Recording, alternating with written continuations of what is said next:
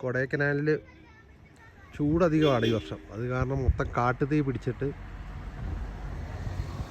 കാട് മൊത്തം പടർന്ന് വിളിച്ച്. പൂപ്പാറ കഴിഞ്ഞിങ്ങോട്ടുള്ള ഭാഗത്ത് മൊത്തം തീ കത്തിക്കൊണ്ടിരിക്കുകയാണ്, കത്തിക്കൊണ്ടിരിക്കുകയാണ് തീ.